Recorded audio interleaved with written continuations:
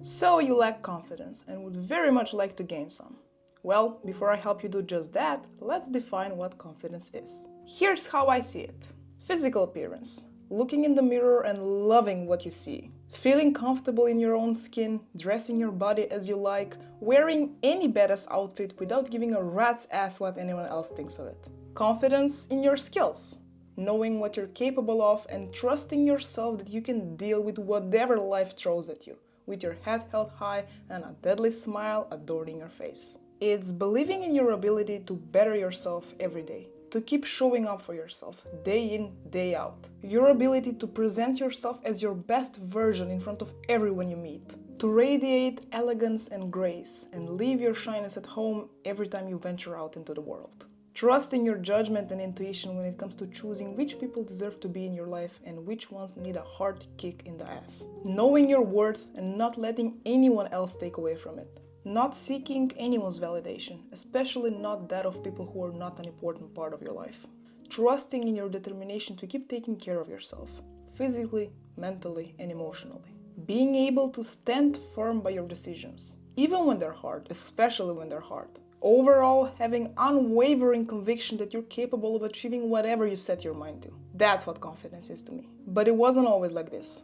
I grew up a shy kid. I would be so stressed anytime I had to talk to strangers. My parents used to beg me to lift my head up and shake people's hands. I didn't know how to present myself, how to act around new people, and my social anxiety was at an all-time high. During my teenage years, things got a little bit better, but I still struggled. I had body image issues, I was doing crazy diets and starving myself in order to lose weight, and most of all, I struggled with inconsistency. I couldn't trust myself to finish anything I started. I was scared shitless anytime I had to talk to strangers. I would always need my parents to speak for me, and I had a phobia of answering the phone anytime an unknown number called. I didn't like the state of things, and I knew that I would have to make some real hard changes in my life in order to lose my irrational fears and gain confidence. So I threw myself into the unknown. At the age of 18, I got a job in a call center. I was terrified of phone calls, and now I was exposed to 8 hours of phone calls with strangers 5 days a week. And all of it in English, which at that point I knew pretty well, but didn't have much experience speaking it on a daily basis. After a few months of working in the call center, overcoming my fears of phone calls and talking to strangers, I went to Germany to work in McDonald's over the summer, something a lot of students from Macedonia do. Because of my German skills, I was put at the McDonald's drive. Again, talking to strangers, but this time in German. How's that for a level up in difficulty? On top of that, I went completely alone. I didn't know any of the students from before. My housemates were total strangers and my co-workers were all unknown faces. I spent the first week bawling my eyes out every night because it all seemed so big and so scary. I remember opening Google Maps and seeing how far away I was from home and cursing myself for choosing to spend my summer there. I also had a 5-month student exchange planned for the following fall on the other side of Europe, all the way in Romania. I was looking at 8 full months away from home, surrounded by strangers with nothing familiar around me. I absolutely hated myself for making this plan. It didn't help that my feet were killing me from standing for 8 hours a day, something I was definitely not used to. The house I was staying in was in a village with no shops, the nearest grocery store being 3 kilometers away, and my only means of transportation, my own aching feet. I had a decision to make. I would either continue being miserable and afraid and ruin my summer, or I would change the lens through which I saw life, become best friends with the unknown, and make the best out of those 3 months. The choice was obvious. As soon as I stopped whining like a little bitch, things started improving exponentially. I was transferred to another accommodation in a very cute town in a beautiful apartment that I shared with a girl who had more experience because she had worked there before and was willing to help me out. I started hanging out with some of the other students and quickly got used to the dynamics of the workplace. I also gathered the courage to hit on a guy that I liked, and I got rejected, which does wonders to your confidence.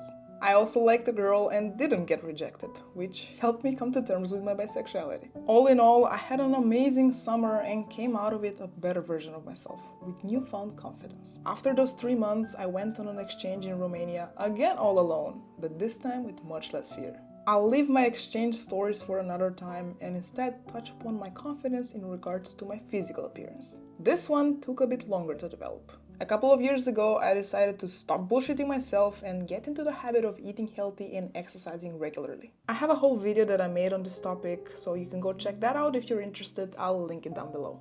The gist of it is, I removed processed foods from my diet and focused on eating whole foods instead. I also joined the gym and fell in love with weightlifting.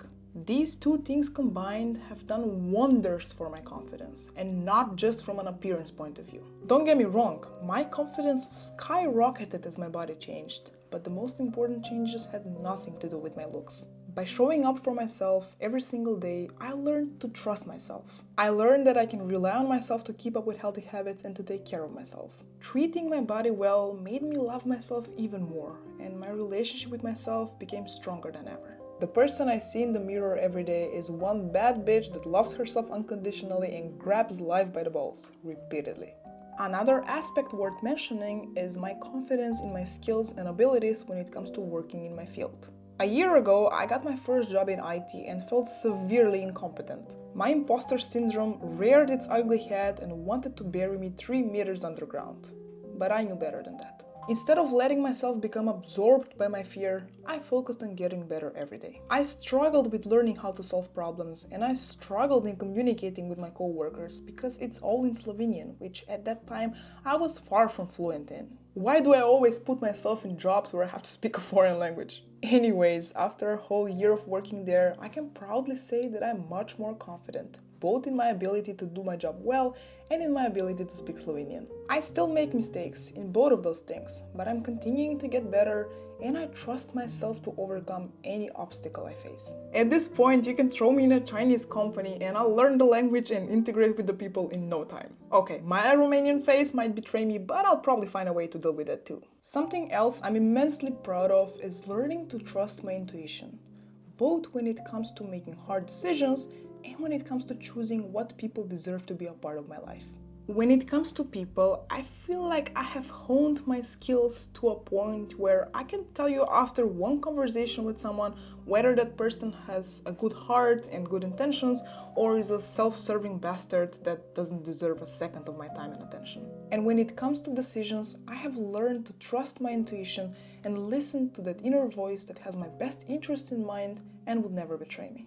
All of these things combined have turned me into a person with a mind of steel and a rock-hard determination to keep pushing forward and keep chasing my dreams. And if I did it, you can do it too.